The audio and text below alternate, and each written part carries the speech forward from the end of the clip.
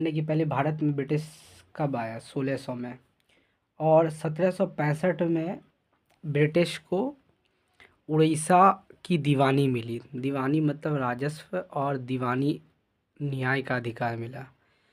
तो 1765 में 1764 में ये बक्सर युद्ध के बाद 1765 में बंगाल, बिहार और उड़ीसा का 3 जगह का दीवानी मिला। बंगाल का, बिहार का और उड़ीसा का दीवानी। दीवानी मतलब राजस्व एवं दीवानी न्याय का अधिकार मिला।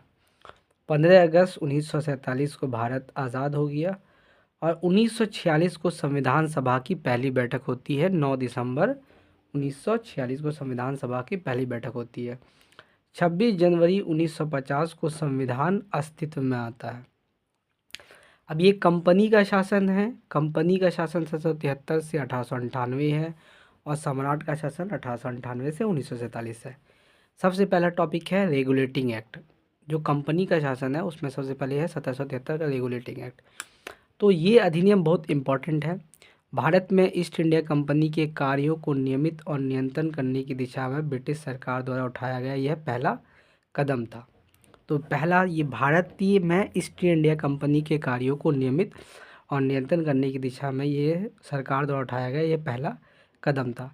इसके द्वारा पहली बार कंपनी के प्रशासनिक और राजनीतिक कार्य को मान्यता मिली, और इसके द्वारा भारत में केंद्रीय बैंक की नींव रखी गई। इसमें 3 पॉइंट हुआ है। भारत में ईस्ट इंडिया कंपनी के काम कार्यों को नियमित और नियंत्रण करने की दिशा में ब्रिटिश सरकार द्वारा उठाया गया पहला कदम है।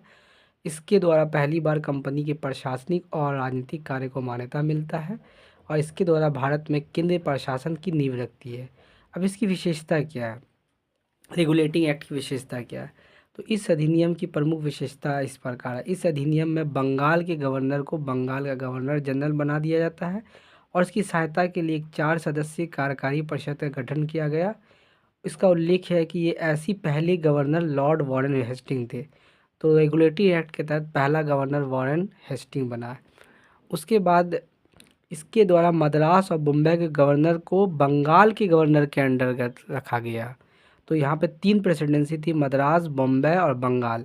तो मद्रास और बम्बई के गवर्नर को बंगाल के गवर्नर जनरल के अधीन रखा गया, जबकि पहले सभी प्रेसिडेंसिया गवर्नर एक दूसरे के अलग थी। तीसरा है कि इस अधिनियम के आधार कलकत्ता में 1774 में एक उच्चतम न्यायालय की स्थापना की हुआ।